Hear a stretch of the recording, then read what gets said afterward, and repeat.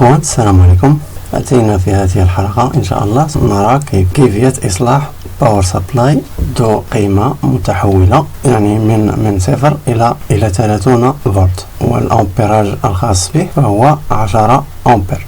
هذه الأنواع من الباور سبلاي إذا وقع شورت في هذه الأرجل، يعني السالب والموجب، سوف يحترق. وهنا الإخوان الذين يعملون على صيانة الهواتف يستعملون مثل هذه الباور سبلاي. وكتوضيح إخواني، إذا سمعتموني أردد أصحاب صيانة الهواتف أو شيء من هذا، أردد كلمة أصحاب الهواتف، لأن في صيانة الهواتف هذا الباور سبلاي يعني ليس دوره فقط مثلا لكي نقوم بتشغيل هاتف به أو نقوم بشحن بطارية عليه أو شيء من هذا، لا، بل هو هذا الباور سبلاي يعني يقوم بدور مثل المولتيمتر، يقوم بتحديد بعض الأعطال، بل أعطال كثيرة تقاس بهذا، يعني تعرف بهذا الباور سبلاي. بهذا أنا أردد هذه الكلمة صيانة الهواتف،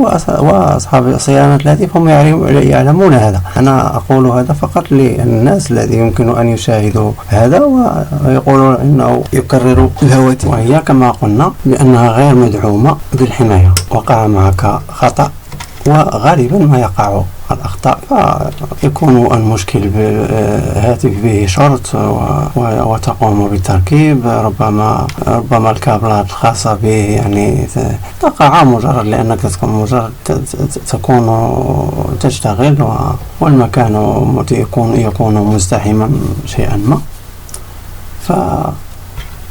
فالكابلات الخاصة به يعني تتلاقى مع بعضها ويقع مشكل.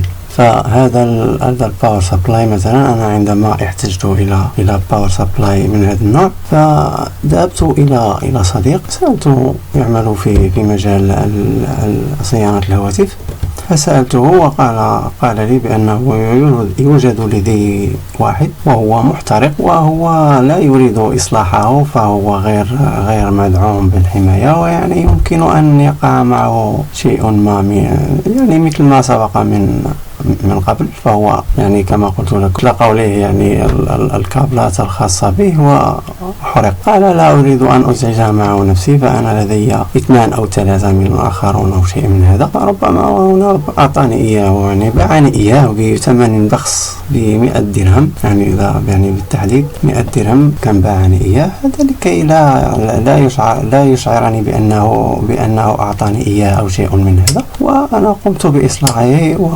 وعملت به، كان في الحقيقة جيد لأنني تعاملت معه، كان في الحقيقة جيدا في العمل، وكنت حريصا معه شيئا ما في العمل، وكنت أعمل له شيئا، يعني كنت أقوم بحمايته عندما أشتغل عليه. وكما قلت إخوان، إذا كان أحد فكيف يجب أن يتعامل معه، وماذا يجب إذا لم يجد يعني المكونات يعني التي كانت به أو شيء من هذا، يعني كيف مهم نتشارك معكم كيف قمنا بإصلاح هذا. فإخواني كما ترون، بعد فتح الباور سبلاي من الداخل هكذا، فوجدت هذين المكونين، هذا وهذا والفيوز الداخلي. فهنا قمت بنزع هذين المكونين، ودعونا نرى ما هم.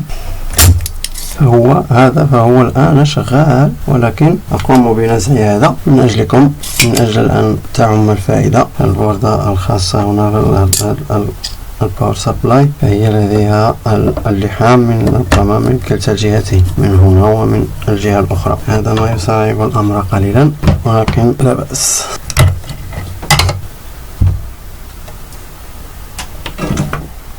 فكما قلنا إخوان، فبعد نزع هذين المكونين من مكانهما، وجدنا بأن إحداهما به الرقم الذي يخص، والآخر ليس به رقم. فبحثنا عن الذي به رقم في الداتا شيت، وعرفنا بأنه مصفت، والآخر لم نعرف ماهيته. فهنا إخوان حاولت البحث على مخطط يخص هذا الباور سبلاي ولم أجد عنه شيء، فحاولت أن أجد شيئا بديل، فأخذت شارجر للحاسوب توشيبا، ووجدت بأن الباور سبلاي الشاحن توشيبا بأنه يتوفر على مكونين يشبهان الذي نتوفر عنه وبه مشكل، ولكن الموسفيت ليس بنفس الرقم.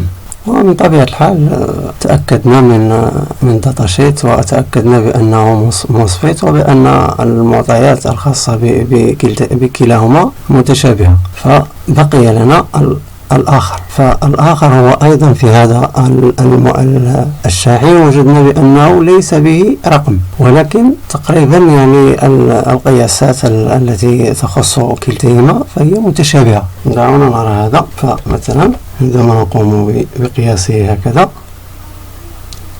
نجد بأنه موسفيت، وبأن الرجل الثالثة ليس معه، وهذا كذلك هو المثال نفس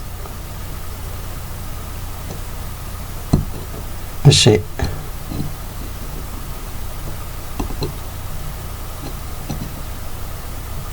كما ترون فهو موسفيت أيضا، ونستطيع يمكننا أن نضع اثنين من نفس النوع إذا لم يتوفر لنا هذا لم أجربه، ولكن يمكنكم تجربة هذا. إخواني، هذا هو الموسفيت الذي قمنا بتركيبه على الباور سبلاي، فرقمه ظاهر أمامكم الآن كما ترون. وأما بالنسبة للآخر الذي معه فهذا كل ما هو مكتوب عليه، ولم نجد عليه أي شيء لا بالداتا شيت ولا بأي مكان آخر. وكما ترون إخواني فهذا هو الباور سبلاي على أحسن ما يرام، من 0 إلى 30 فولت، وهنا توجد به 10 أمبير. بالنسبة للأمبير الإخوان كما تعلمون فأنه لا يظهر معنا إلا بعد أن نقوم بتشغيل شيء ما بالباور سبلاي هذا، ثم يظهر لنا السحب هنا، أنتم تعلمون هذا. وكما سبق وأخبرناكم، فإذا أردتم حمايته قم بتركيب عليه مصباح ذو قيمة 6 واط، وخذ فيوز محترق وضع فيه هذه الأسلاك التي تخص المصباح ووضعه في مكانه واشتغل، ولن يقع هنالك شيء. وإلى هنا تنتهي حلقتنا إلى هذا اليوم، نلقاكم في حلقة جديدة إن شاء الله، والسلام عليكم.